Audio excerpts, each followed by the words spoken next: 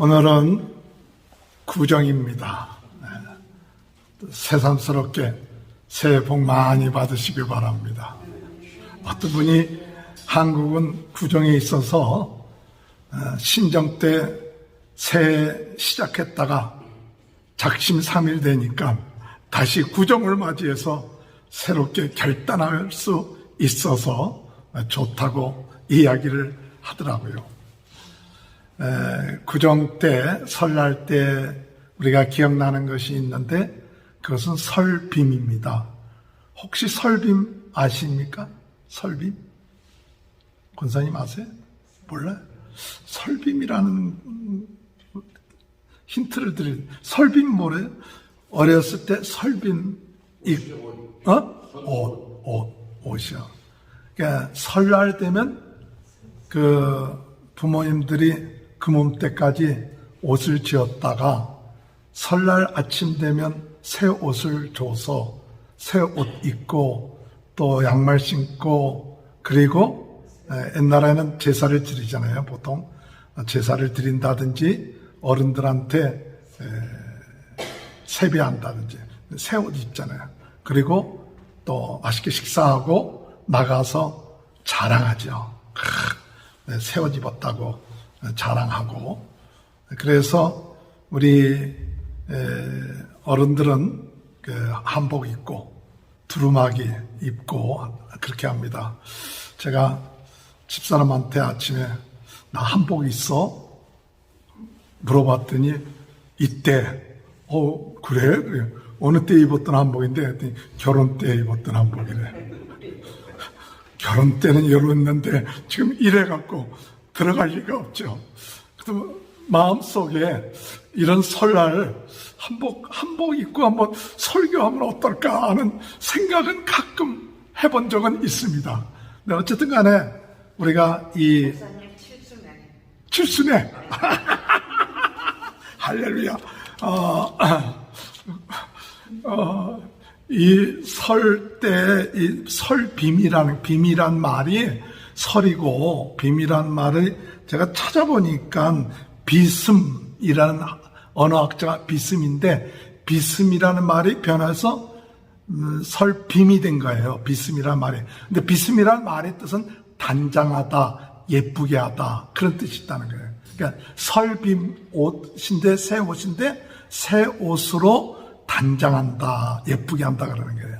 그러니까 우리가 어려울 때에 설날 이 새 옷을 입으면 그 옷 갖고 겨울을 해요. 그게 겨울을 하고. 그 다음에 이제 단오절 되면 단오빔이 있어갖고 그거 갖고 여름을 하고. 그 다음에 추석이 되면 추석빔 갖고 가을을 하고. 뭐 이런 우리 과거에 어려울 때는 그 어떤 명절 때 옷을 새로 입는다는 것이 굉장히 의미가 있었어요. 그래서 그거 갖고 지내는 거예요. 그냥 새 옷 한 번 입고 끝마치는 게 아니라 그걸 내내 몇 개월 동안 입는 거예요. 근데 뭐 저는 몇 개월 동안 아니라 그거 갖고 1년 동안 입지 그랬는데, 어쨌든 간에 새 옷을 입고 새해를 맞이하고 새로운 마음을 가지고 또 옛것을 지나가 버리고 새롭게 출발하는 것이 설날이에요. 한국은 지난 금요일부터 화요일까지 5일 동안 설날이래. 우리 미국은 꿈도 못 꾸는데 그냥 말이나 지금 하니까 그렇거니 해야지 뭐 구정 어디에다 얘기도 못 내. 그런데 어쨌든 간에 우리들의 마음속에 어떤 마음이 있어야 되느냐 하면 새로운 마음 가지고 새 옷을 입고 설빔 입고 나오는데, 오늘 여러분들은 새 옷들 입고 나오셨어. 오늘 다 새 옷들이 아주 멋진 옷 입었네. 그것이 바로 예수 그리스도의 옷을 입고 이 자리에 나온 거예요. 할렐루야. 예수 그리스도의 옷을 입고 나온 거예요. 예배드리러 오는 사람들은 이 자리에 예수 그리스도의 옷을 입고 온 사람들이에요. 그 예수 그리스도의 옷은 거룩한 옷이에요. 예수 그리스도의 옷은 보배로운 옷이에요. 예수 그리스도의 옷은 은혜의 옷이에요. 그러니까 예배 드리러 올 때마다 우리는 어떤 마음을 가지고 하나님 앞에 예배 드려야 되느냐? 예수 그리스도의 옷을 입고 주님 앞에 예배드린다. 이 보배로운 옷이에요. 귀한 옷이에요. 그래서 갈라디아서 3장 27절에 볼 것 같으면 누구든지 그리스도와 합하기 위하여 세례를 받은 자는 그리스도 합하기 위하여 세례 받은 자는, 오늘 여러분 다 세례 받으셨잖아요. 그리스도와 합하기 위해서 세례 받은 자는 갈라디아서 3장 27절에 뭐라고 얘기하느냐? 그리스도로 옷 입었느니라. 할렐루야. 갈라디아서 3장 27절에 누구든지 그리스도와 합하여 세례를 받은 자는 그리스도로 옷 입으니라. 그러니까 세례 받고 예수님을 나의 주, 나의 하나님으로 믿고 나가는 사람은 오늘 여러분 예수 그리스도로 옷 입은 사람이에요. 우리는 항상 예수 그리스도로 옷 입었다. 예수 그리스도로 옷 입었다는 얘기가 무슨 뜻이냐? 여러분, 옷이라는 건 참 중요한 것 같아요. 옷이라는 것은 그 사람의 그 생김새, 모양, 이런 것들이 나타나요. 그래서 어떤 옷을 입느냐에 따라서 사람이 달라져요.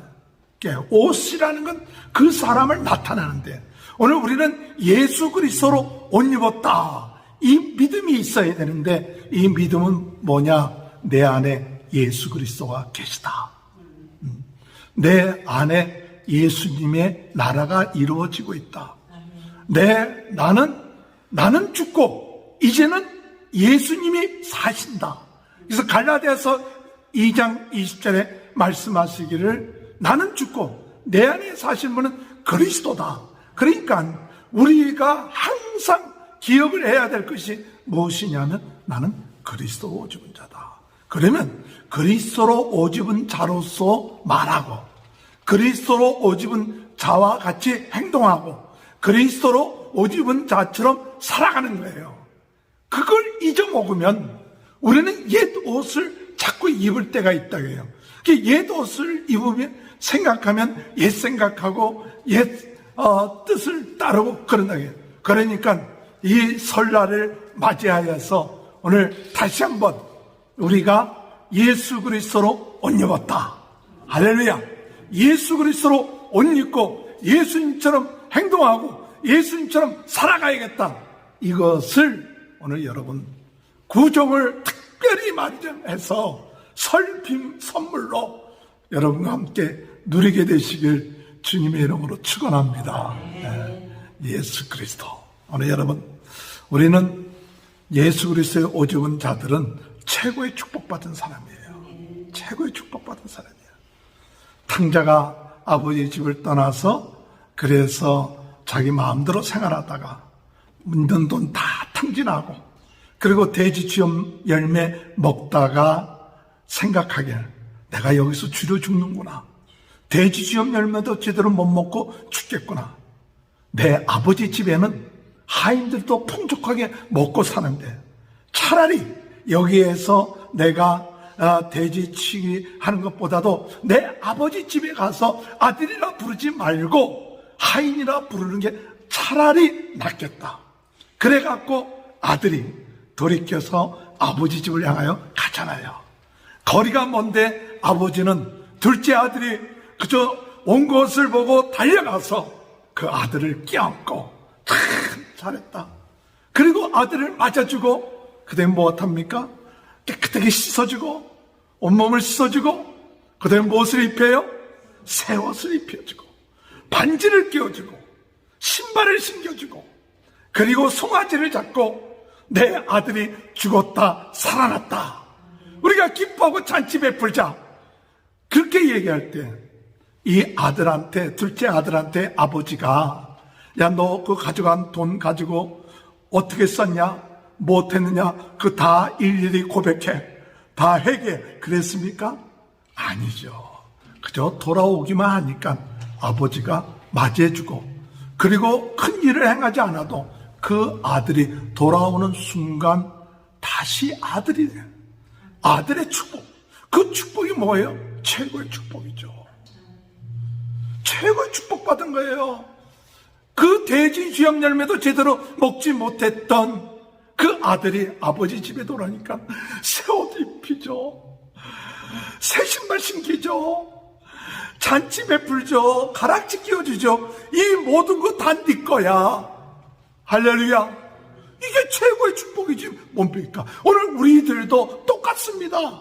우리가 주님 앞에 정말 원래 하나님의 자녀였는데 세상 갔다가 마귀의 종로를 타고 있다, 죄의 종로를 타고 있다가 예수 그리스도를 믿고 난 다음에 주님 앞에 돌아왔을 때 주님은 우리로 하여금 네가 하나님의 자녀다.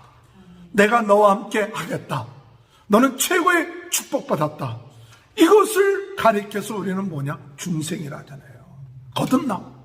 그러니까 중생이라는 것, 거듭난 것, 예수를 믿고 하나님의 자녀가 된 것은 뭐냐? 최고의 축복받은 거다. 이것을 오늘 우리는 믿는 그 믿음이 있을 때 멸관을 얻게 된 거예요. 또한 이 아들이 집에 돌아와서 나는 아들이다 하고 가만히 있지 않았죠. 과거에는 자기 뜻대로 생활했지만은 이제는 아버지의 말씀대로, 아버지가 명령하는 대로 순종했을 거 아니에요. 너무 감사하니까 아버지가 하라는 대로 하고 일하라면 일하고 그렇게 하니까 그러니까 하는 곳곳마다 복을 누리는 거예요. 오늘 여러분, 우리가 하나님의 자녀가 됐는데도 불구하고 그 아들이, 둘째 아들이 집에 돌아와서 뭐 했느냐? 집에 돌아와서 옛날에 행하던 그 습관대로 행했을까요? 그렇게 안 했을 거예요. 자기 마음대로 살았을까요? 아니죠. 아버지의 말씀과 명령대로 살았다는 것이죠. 그렇게 하니까 진짜 내가 축복받은 것을 누려나가는 거예요. 그러니까 여러분, 우리가 왜 기도해야 됩니까? 왜 말씀 봐야 됩니까? 왜 성령 인도 받아야 됩니까? 성령 인도 받고 말씀대로 살고 기도하면 영적인 눈을 떠져서 하나님이 우리에게 예비해 놓으신 축복을 누려나가는 거예요. 그러니까 사람을 만날 때든지 무슨 일을 할 때든지 당연히 하는 것처럼 보지 마시고 오늘도 하나님 인도하시옵소서, 하나님 역사하시고 하나님의 뜻이 뭔지 깨닫게 해달라고 기도하면 여러분이 똑같은 일을 하는데도 거기에서 하나님이 예배하신 복을 누려나가는 거예요. 그게 성령 충만한 사람이에요. 성령 인도받는 사람이에요. 그러니까 성령 인도받고 성령 충만한 사람은 모든 일을 예사롭게 생각하지 않고 순간순간 성령의 인도함을 받고 성령의 역사심을 따라서 살아나가면서 그 순간순간 하나님이 예비하신 여호와 이레, 여호와의 삼마의 그 복을 순간순간 누려나가는 것, 그것이 성결이요, 성령 충만이요, 성화요. 그렇게 되다 보면 오늘 우리의 삶이 뭐냐? 나의 달란트, 나의 역할들을 회복하게 되죠.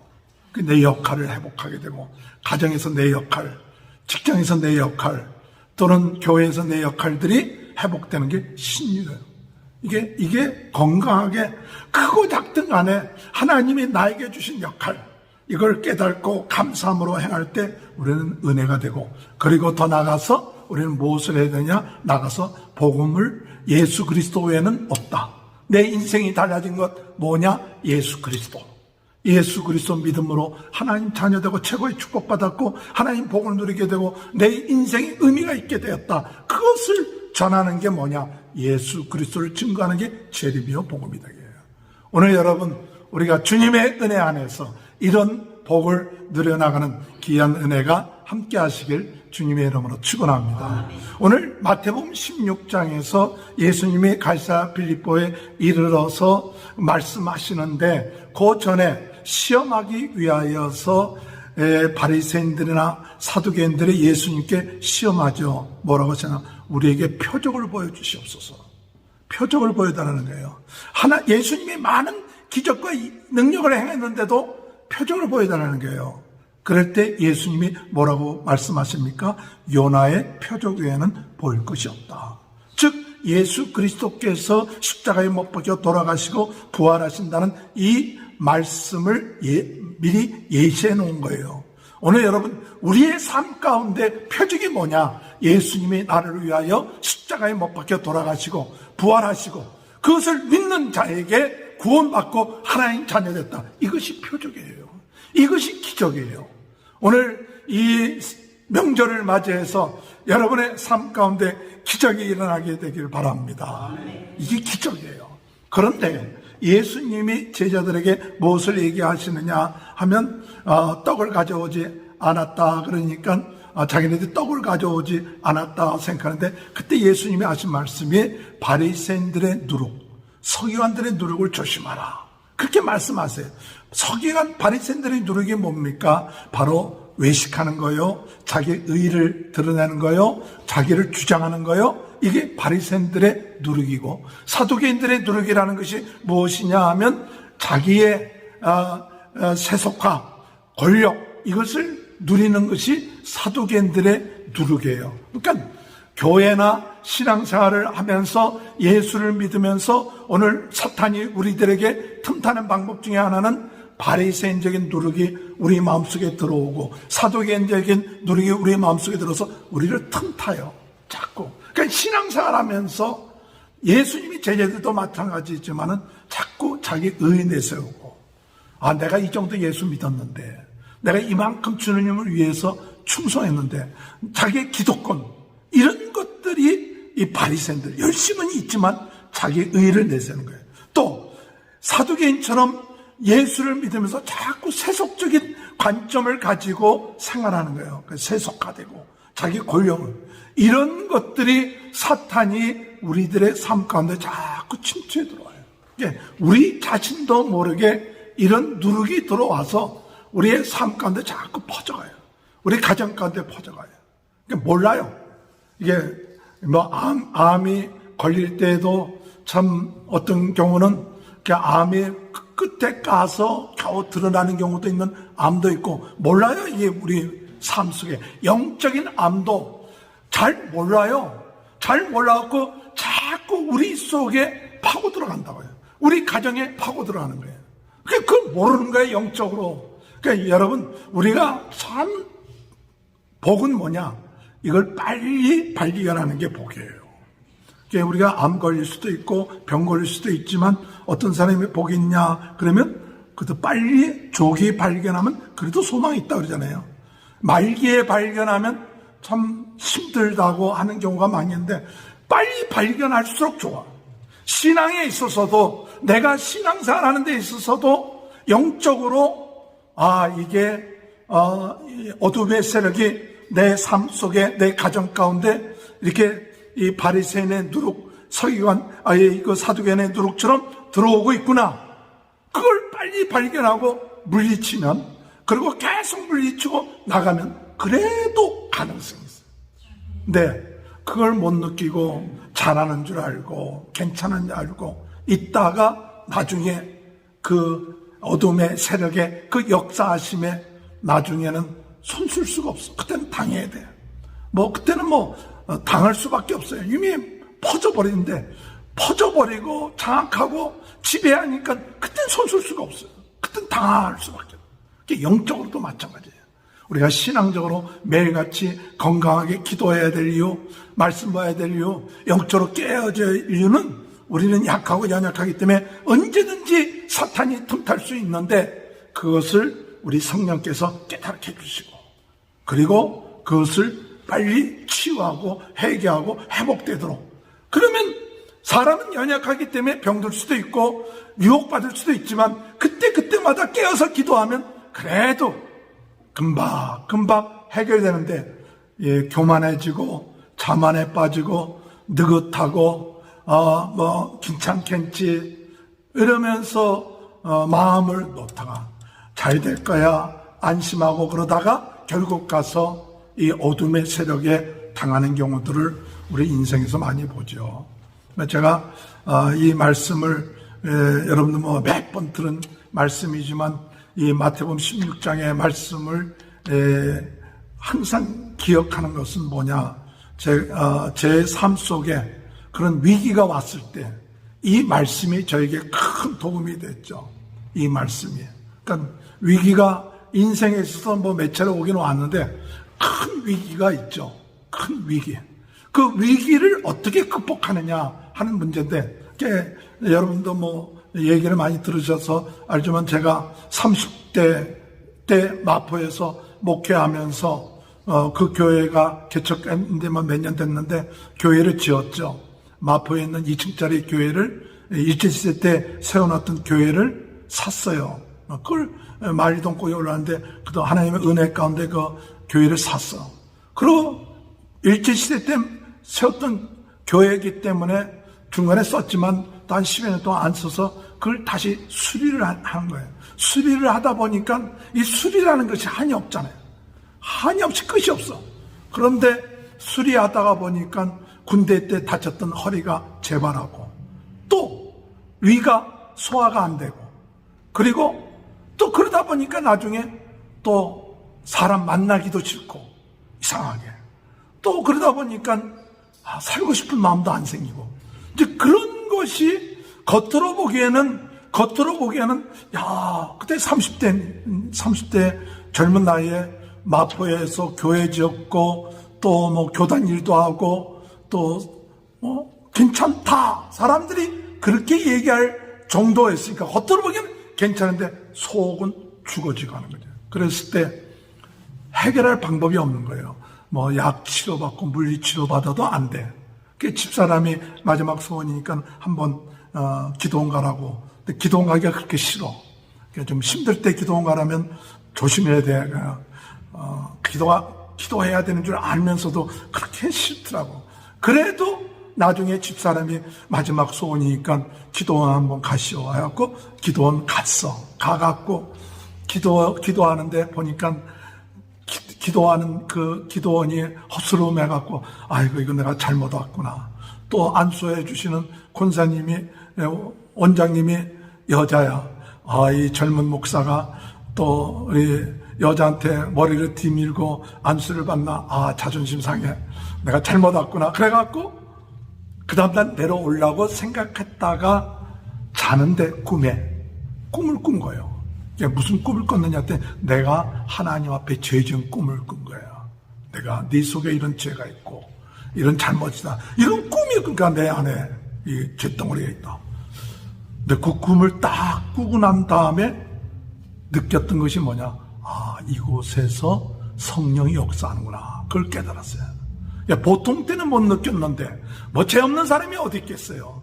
다 나름대로 뒤져 보면 다 죄 있지 뭐. 그러나 내가 하나님 앞에 나름대로 의롭다고 하고 나름대로 열심으로 복음을 위해서 헌신했다고 하는 나 자신도 하나님의 빛 앞에 내 자신을 비춰봤을 때 내가 죄가 있구나.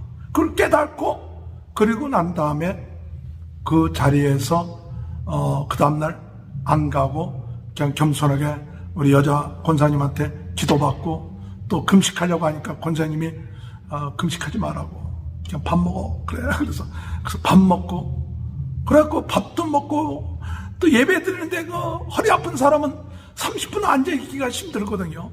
그런데 뭐 기도원 예배라는 게 한이 없잖아요. 뭐 한두 시간은 그냥 가잖아. 그런데도 버티고 앉는데 일주일 만에 나왔어. 일주일 만에 나아갖고 내려오는데 세상이 달라진 거예요. 천국이요. 천국이요. 사람들이 그전엔 보기 싫고 얘기하기도 싫은데 다 천사처럼 보이고 얘기하고 싶고. 야, 할렐루야. 그러니까 일주일 만에 허리 아픈 거 낫고 위 아픈 거 낫고 사람 말하기 싫으면 다 나와버렸어. 그 다음날 얼마나 좋겠어요. 그 다음날 그냥 은혜스럽게 예배했네. 그런데 그 다음 주에는 이제 병 다 났으니까 기도는 올라갈 필요 없잖아요. 병 다 났는데 기도는 올라갈 필요 없는데 제 마음속에 병 낫는 게 목적이 아닌데 문제가 아닌데 왜 이런 문제가 나에게 왔을까? 왜 이런 문제가 우리 가정에 왔을까? 우리 내 목회에 왔을까? 그것에 대해서 퀘스천을 던지기 시작한 거예요. 내가 그래도 목사고 내가 그렇게 신학 공부하고 그러면 주님을 위해서 그렇게 헌신하고 충성했는데 왜 이런 문제가 나에게 옵니까? 내 삶 가운데 이런 게 올 이유가 없는데 왜 왔습니까? 하는 것 때문에 그 다음 주에 또 기도원에 올라갔어. 기도하고 토요일날 또 내려오고 또 그 다음 주에 또 올라가고 또 내려오고 그걸 한 몇 달을 했어요. 몇 달을 하나님 이 답을 찾게 해달라고. 내 인생에 있어서 이 위기가 지금 당장 아픈 거 낫는 것이 문제가 아니라 이 근본적인 문제에 대한 답을 내가 찾기 전에는 내가 하나님 앞에 저갈 수 없습니다. 그리고 하는데 어느 날 딱 깨달아지는 것이 뭐냐 할 때에 내가 자꾸 우울해지고 힘들어진 이유가 바로 동생 때문에 그런 거예요. 동생이 저보다 4살 어린데 군대에 갔다가 잠깐 외출했다가 작은 집에 있어갖고 거기서 사고가 나갖고 뭔가 잘못 져가갖고 하늘나라에 가버렸어. 그러니까 동생이 간 것에 대해서 마음속에 항상 동생만 생각하면 우울해지는 거야. 동생이 죽기 전에 좀 잘해줄 걸. 좀 잘해줄 걸. 근데 그런 마음만 생기면 막 우울해져. 또 동생뿐만 아니라 그 작은 집에 우리 작은 아버지가 어떤 사고로 그 전에 또 몇 달 전에 또 돌아가셨어. 생각지 않은 사고로. 그러면서 느꼈던 것이 이게 우연인가 할 때, 그리고 이제 나까지, 내가 목사인데 나까지도 겉으로 보기에는 잘 나가는 것 같은데 나도 막 우울해지고 죽고 싶고 사람들 만나기 싫고 하는 그 같은 원인이 뭐냐, 뭔가 나를 조여오는 것이 있었구나. 나를 조여오고 우리 가정을 조여오는 것이 있었다. 근데 그때 깨달아진 것이 어둠의 세력이 우리 믿음의 가정을 이렇게 조여와서 점점 멸망시키는 그 작전이 있구나. 그것이 깨달아지는 거야. 어느 순간에 이게 뭐 어떤 때 생각하면 우연일 수도 있어요. 뭐 사람 죽는 것도 우연이고 장아버지 죽는 것도 우연이란. 그런데 왜 이런 문제들이 내 가정 가운데 일어날까 할 때 내 삶 가운데 일어날 때 내가 그렇게 알고 있었던, 신학교에서 배우고 성경에서 알고 있었던 어둠의 세력이 나의 삶, 나의 가정까지도 침범해서 자꾸 조여오는구나. 그래갖고 내가 예수 잘 믿고 목회하다가도 정말 어떤 잘못 선택할 수도 있고 잘못된 길을 갈 수 있게끔 최후에는 만들 수가 있거든요. 그래갖고 깨달아진 것이 어둠의 세력이 역사하는구나. 오늘 여러분, 우리가 어둠의 세력이 역사한다는 것을 깨닫는 것이 복이에요. 나의 가정은 괜찮겠지, 우리 집안은 괜찮겠지. 이게 어둠의 세력이 우리에게 역사해서 방심하게끔 해요. 내가 주님을 위해서 열심히 일하니까 괜찮겠지, 우리 자녀들은 괜찮겠지. 그런데 보이지 않게끔 우리의 가정의 자녀들, 우리의 주변에 있는 보이지 않게끔 어둠의 세력들은 계속 역사해갖고 틈타는 거예요. 그냥 어떻게든지 믿음 약한 자들 쓰러지게끔 하고 나중에는 더 믿음 강한 자까지도 쓰러지게끔 만드는 작전이구나. 그게 깨달아지는 거예요. 그게 신학교에서 배운 것도 아니고 내 자신이 몇 달 동안 기도하면서 얻은 결론이야. 내가 말로만 듣던 어둠의 세력, 사탄의 세력이 실제로 내 가정과 내 삶 가운데 역사하는구나. 이건 실치구나. 내가 이럴 때 방심해서는 안 되구나. 내가 목사니까 나는 괜찮겠지. 아니다. 그러면 어떻게 해야 되느냐? 어떻게 이 어둠의 세력을 이길 수 있느냐 하는데, 그때 딱 깨달아진 말씀이 오늘 본문 말씀이에요. 너희는 나를 누구라 하느냐 할 때 베드로가 주는 그리스도시요 살아계신 하나님의 아들이십니다. 바요나 시모나 내가 복이 있도다. 이를 알게 한 것이 헬육이 아니요 하나님이시니라. 내 반석 위에 교회를 세우리니 음부의 권세가 너를 이기지 못하리라.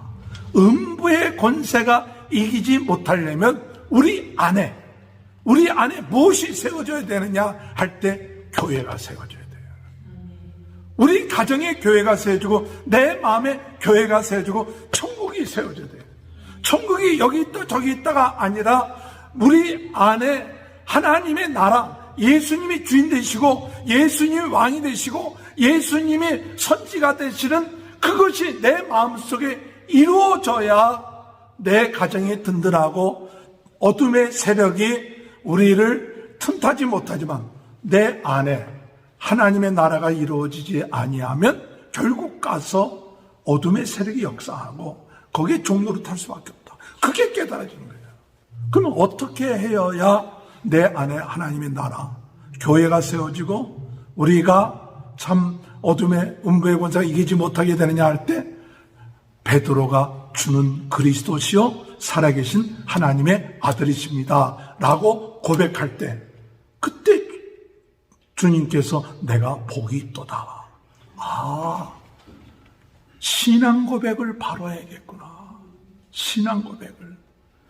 성부, 성자, 성령 하나님에 대한 신앙 고백을 바로 하면 그것이 기초가 돼서 거기에 교회가 세워지고 하나님의 나라가 이루어지고 어둠의 세력이 역사하는구나. 내 삶 속에 신앙 고백에 든든히 서 있는가? 퀴스천을 던졌을 때 그렇지 못하거든요.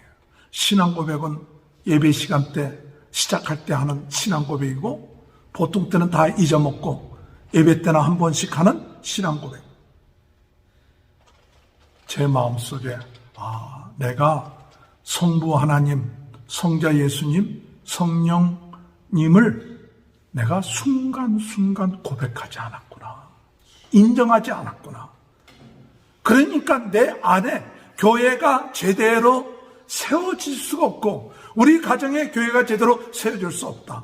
그래서 그때 기도원에서 위기 가운데서 결단한 것이 뭐냐? 내가 하나님 앞에 신앙 고백을 바로 해야겠다. 그래서 사실 그 다음에 기도원에 올라가서 기도할 때 뭐 해달라 그런 기도 안 하고 주로 기도했던 것이 사도신경 고백을 했어요. 사도신경 고백을 진실되게 시간 딴 생각하지 않고 그냥 딴 생각하면 염려하고 걱정하는데 딴 생각하지 않고 성부, 성자, 성령 하나님을 고백하는 이것을 계속 내 생각 속에서 계속 진실되게 고백할 때 제 마음속에 그래도 그렇게 고백할 때 마음이 뜨거워지고 믿음이 생기고 내 마음에 하나님이 함께 하시고 순간순간 고백할 때 어둠의 세력들이 힘을 잃게 된다 하는 사실을 깨닫게 된 거예요. 할렐루야. 오늘 여러분 그냥 우리가 지나가는 얘기처럼 들을 것이 아니라 우리가 순간순간 시간 날 때 염려되고 걱정될 때 주는 그리스도시요 살아계신 하나님의 아들이십니다. 이렇게 고백을 하세요. 주는 그리스도시요. 그리스도라는 것은 우리 죄의 문제를 해결하시는 참 대제사장, 또 주는 왕이시요 어둠의 세력을 이기시는 참 왕, 선지자시요 하나님께 갈 수 있는 길을 가르쳐 주시는 참 선지자. 그분이 나의 구주가 되시고 나의 주인 되시고 내 마음의 주인 되시고 내 마음에 계십니다. 내가 그 왕 되신 예수님을 모십니다. 예수님, 나는 종입니다. 이제 나는 사는 것이 없고 내 안에 그리스도가 계십니다. 자꾸 고백하고 나갈 때 그때 가정이 믿음 안에 세워지는 것을 느끼게 돼요. 조금씩. 우리는 장사가 없어요. 오늘도 주님 앞에 고백하면서 나갈 때 하나님의 은혜 주실 줄 믿습니다. 매 순간순간마다 주님 당신이 나의 왕이 되어주시고 선지자가 되어주고 재상 되어주셔서 나를 도와주세요. 오늘도 하나님의 은혜 주지 않으면 우리는 살 수 없습니다. 오늘도 주님 도와주셔야만이 이 가정을 지켜나갈 수 있고 우리 맡은 일을 감당할 수 있습니다 라고 순간순간 인정하고 나갈 때 그때 어둠의 세력의 힘을 잃어버려요. 그때 우리 마음에 하나님의 교회가 세워져요. 우리 마음에 천국이 이루어져요. 천국이 여기 있다 저기 있다 아니라 너희 마음에 있다 그랬어요. 이 신앙 고백을 바로 하니까 내 위에 교회를 세우리라 하신 것처럼 오늘 여러분 우리가 복된 자가 뭐냐? 내 안에 하나님의 천국이 세워졌다.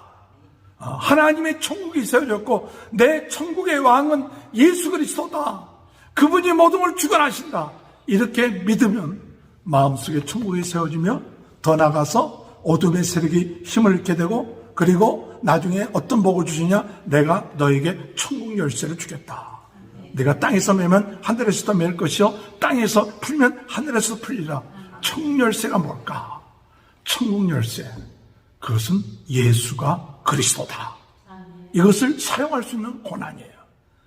하나님의 자녀로서 예수가 그리스도다. 예수가 그리스도라는 이것을 예수 그리스도의 이름으로 무엇인지 구하라. 그래야면 받으리라. 할렐루야. 예수 그리스도 이름으로 내가 너에게 명하노니 은과 금은 내게 없거니와 내게 있는 건 내게 주려니 곧 나사렛 예수 그리스도의 일어나 걸어라 할 때 걷는 역사, 그게 권세예요. 천국 열쇠를 권세예요. 아무리 장사라 할지라도 그 열쇠가 잠겨 있으면 아무리 장사라도 그 문을 열 수가 없지만, 어린아이라 할지라도 그 열쇠가 있으면 그 철문을 열 수가 있는 거예요. 오늘 우리는 비록 연약하고 부족하지만은 예수 그리스도의 열쇠를 가진 자예요. 이 권세를 가진 자예요. 우리 앞에 어둠의 세력, 닫혀진 세력이 우리 앞에 있다 할지라도 예수는 그리스도다. 예수 그리스도 이름으로 이 모든 어둠의 세력은 물러가라. 예수 그리스도 이름으로 이 방해하는 세력은 물러가라. 예수 그리스도의 이름으로 병든 자는 나을지어다. 내 권세가 아니라 예수 그리스도의 권세를 사용할 때 오늘 기도 응답이 되고 복음 전파의 역사가 일어나는 줄 믿습니다. 그래서 너는 복된 자다. 천국이 이루어지기 때문에 복된 자요. 어둠의 세력이 이기지 못하니까 복된 자요. 하늘의 천국의 열쇠, 이 권세를 갖고 있기 때문에 복된 자요. 이 복된 자는 오늘 우리는 순간순간 예수가 그리스도 되신 성부, 성자, 성령 하나님을 고백하면서, 그렇게 고백하면서 마음이 뜨거워지고 믿음으로 세워짐으로 인하여 승리하는 이런 구정, 설날 새롭게 출발하고 예수 그리스도의 옷 입고 새롭게 출발하는 귀한 축복이 함께 하시길 주님의 이름으로 축원합니다. 우리 다 같이 오늘 이 시간에 고백하길, 하나님 정말 예수 그리스도를 고백하고 신앙 고백을 바로 함으로 인해서 천국이 이루어지게 하시고 어둠의 세력의 힘을 잃게 하시고 그리고 천국 열쇠를 가지고 나가는 귀한 삶이 이루어지게 하여 주옵소서. 다 같이 주여 세 번 외치고 통성으로 기도합니다. 주여, 주여, 주여. 할렐루야. 하나님 아버지 은혜를 감사합니다. 오늘 이 시간에도 저희들에게 은혜를 주시고 능력으로 역사하여 하나님 주의 은혜와 사랑을 감사합니다. 주는 그리스도시요 살아계신 하나님의 아들이십니다. 바요나시므나 내가 복이 있도다. 내 위에 교회를 세울 것이고 음부의 권세가 이기지 못하고 천국 열쇠를 주겠다는 이 복된 삶이 저희 모든 성도들 삶 가운데 이루어지게 하여 주옵소서. 모든 질병이 예수 그리스도의 이름으로 떠나게 하여 주옵소서. 모든 문제가 예수 그리스도의 이름으로 해결되게 하여 주옵소서. 복된 아버지 설 명절 예수 그리스도의 옷 입고 오늘도 담대하게 살아나가는 저희들 되게 도와 주옵소서. 예수님의 이름으로 간절히 기도합나이다. 아멘. 지금은 우리 주 예수 그리스도의 은혜와 하나님 아버지의 극진하신 사랑하심과 성령의 감동 감화 내주 교통하신 역사가 베드로에게 내가 복되도다. 내 위에 교회를 세울 것이요 음부의 권세가 이기지 못하고 천국의 열쇠를 주겠다는 이 축복이 우리 지금 우리 모두에게 지금부터 영원토록 함께하여 주시옵기를 간절히 축원하옵나이다.